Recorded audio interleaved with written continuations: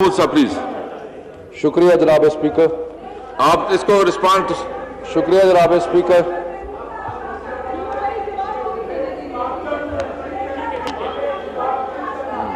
नहीं, वो गवर्नमेंट का रिस्पांस आ जाए ना कि गवर्नमेंट आपके बारे क्या ओपिनियन, इसके बाद ही कर लेना जी। खत्म करनी दे, आप बता रहे कि खत्म करनी दे। जी शफकत मूसा प्लीज। आपने अपनी बात खत्म कर ली थी शाह साहब। अब उसके बाद मुझे बात तो खत्म कर ली थी शाह साहब। नहीं, रिस्पांस तो आ जाएगा ना उसका, तो रिस्पांस आपका क्या, वो क्या नहीं, मैं कुछ चंद गुजारिशात करना चाहता हूँ। कोई ऐसी बात जरा अगर आप इजाजत देंगे तो मैं चंद गुजारिशात करना चाहता हूँ। मैं चंद गुजारिशात करूंगा। रिस्पॉन्ड करने दे, इसके बाद बेशक आप जो करें रिस्पॉन्ड तो करने दे, आपको रिस्पॉन्ड तो करें ना जी। जनाब स्पीकर जी, मुझे जी इस बात शाह साहब मैं गुजारिश तो कर रहे थे। अच्छा क्या, शुक्रिया। चले जी जी जी शफकत मूसा प्लीज। जी शुक्रिया जनाब स्पीकर। बिस्मिल्लाहिर्रहमानिर्रहीम। स्पीकर साहब, खुर्शीद शाह साहब ने बड़ी तफसीलन बात की। मुझे यकीन है कि किसी भी मेंबर को इस हाउस में जितने भी लोग यहाँ पे मौजूद हैं उनको इस चीज़ पे एतराज़ नहीं है कि एहतसाब होना चाहिए या नहीं होना चाहिए। मुझे यकीन है कि सारे इस चीज़ में यकीन रखते हैं कि एहतसाब का अमल हर कौम में, हर जगह पे, हर अदारे में एहतसाब का अमल होता है। इसलिए एहतसाब का अमल जो है उस पर मेरा ख्याल है किसी को कोई एतराज़ नहीं है। जो एतराज़ किया जा रहा है वो एतराज़ किया जा रहा है एक ऐसे अदारे पर जो कि इस पार्लियामेंट का नहीं है और ना ही उसको इस पार्लियामेंट में होना चाहिए। वो एक अलग अदारा है और ये अदारा मेरा ख्याल है 2002 में या 2001 में जनरल मुशर्रफ ने बनाया था। उसके बाद स्पीकर साहब क्या हुआ, उसके बाद ये हुआ कि 2008 में पीपल्स पार्टी की हुकूमत आई और पीपल्स पार्टी की हुकूमत 5 साल रही और उसके बाद 2013 में पीपल्स पार्टी की PMLN की हुकूमत आई और वो भी 5 साल रही। तो 10 साल का अरसा था जो मोअज़्ज़ज़ हमारे साथी हैं पीपल्स पार्टी के और PMLN के, वो 10 साल हुकूमत में रहे और उन 10 सालों में, उस 10 सालों में कई ऐसे वाक़यात हुए और बहुत सारी चीज़ें हुई जो कि तारीख़ी हैं। मिसाल के तौर पे 18वीं तरमीम आई आइन के अंदर और 18वीं तरमीम जो आइन में है वो एक तारीख़ी तरमीम है और उससे तकरीबन 1/3 जो हिस्सा था आइन का उसको तब्दील किया गया। लेकिन उन जमातों ने जो यहाँ पे इस वक्त मौजूद है और एहतजाज कर रहे हैं, ये दोनों जमातों ने उस 10 साल में नैब के कानून का एक कॉमा या एक फुल स्टॉप तब्दील नहीं किया। अगर ये समझते हैं कि नैब का कानून बहुत खराब है, अगर ये समझते हैं कि नैब का कानून जो है वो उनको एक ऐसी पावर्स देता है जो कि नहीं होनी चाहिए, तो मैं पूछता हूं कि 5 साल आपकी हुकूमत रही, 5 साल PMLN की हुकूमत रही, आपने क्यों नहीं नैब के कानून को तब्दील किया? उसके बाद जनाब स्पीकर, जब वक्त आया नैब के चेयरमैन को तब्दील करने का, तो उस वक्त भी मुशावरत किसकी हुई? पीपल्स पार्टी के लीडर की, लीडर ऑफ द हाउस जनाब खुर्शीद शाह साहब जो यहाँ पे मौजूद है, इनकी मुशावरत हुई जनाब नवाज शरीफ साहब से और उन्होंने मुशावरत से मिल के जो मौजूदा नैब के चेयरमैन हैं उनको अपनी जगह पे पहुँचाया जहाँ पे वो मौजूद है।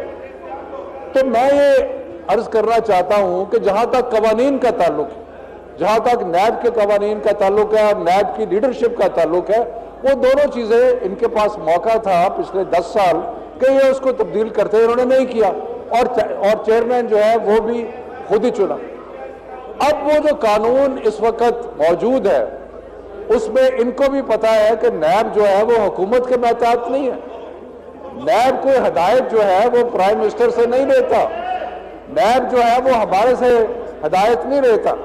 लेकिन खुर्शीद शाह साहब का सारा गुस्सा जो था वो हमें अटैक कर रहे थे। भाई नैब कोई हमारे मुताबिक है, कोई नैब ऐसा अदारा को ये जो कानून आपने खुद बनाया है उस कानून के तहत नैब एक इंडिपेंडेंट अदारा है, और जो एक इंडिपेंडेंट अदारा है वो एक्शन ले रहा है और वो सही कर रहा है गलत कर रहा है, उससे मुझे कोई गर्ज नहीं है।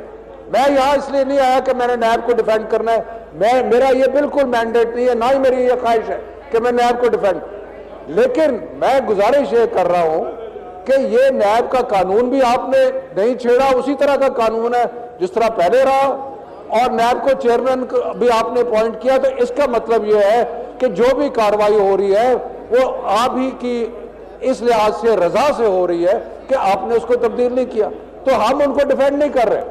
लेकिन क्वेश्चन ये है कि क्या वो नैब सिर्फ हमारा भी सीनियर मिनिस्टर पंजाब का अरेस्ट हुआ, सीनियर मिनिस्टर पंजाब का जो है वो अरेस्ट हुआ, हमें भी उस चीज का दुख है।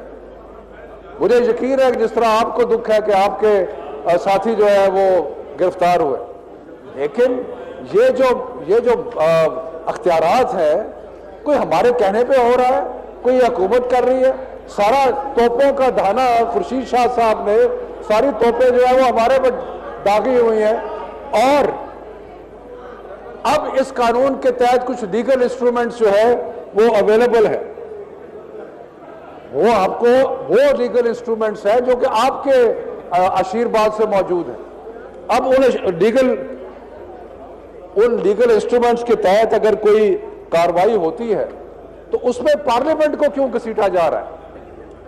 मैं ये कहता हूं कि हम सारे पार्लियामेंट के साथ हैं, हम सारे जो है जमहूरियत की बका के लिए सब कुछ करने के लिए तैयार, लेकिन पार्लियामेंट जो है या जो जमहूरियत जो है वो एक ढाल तो नहीं बन सकती किसी की कार्रवाई, किसी की जो अगर कोई बदनवान है तो पार्लियामेंट तो ढाल नहीं है, जमहूरियत तो ढाल नहीं बन सकती।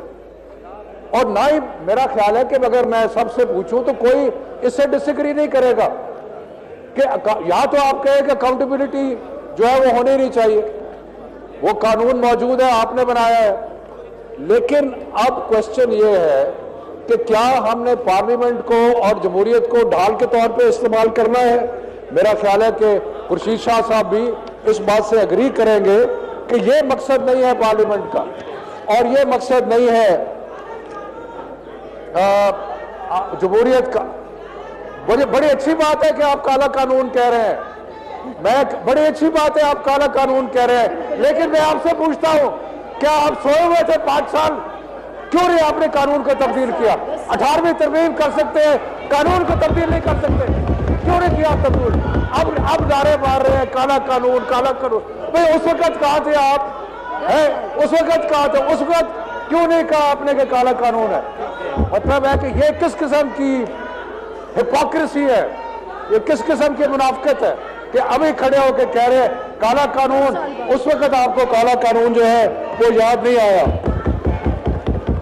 और क्योंकि हम बात कर रहे हैं एहतसाब की, मैं ये जरूर कहूंगा कि पाकिस्तान के गरीब अवाम जो है वो इसके असल मुद्दई हैं, हम मुद्दई नहीं है, कोई और मुद्दई नहीं है, पाकिस्तान के अवाम मुद्दई है और उनके खिलाफ है जिन्होंने लूट मार की है। और मुझे यकीन है कि कोई भी यहाँ पे लूट मार करने वालों के साथ नहीं है, लेकिन उनका कौन मुदावा करेगा जिनको लूटा गया है?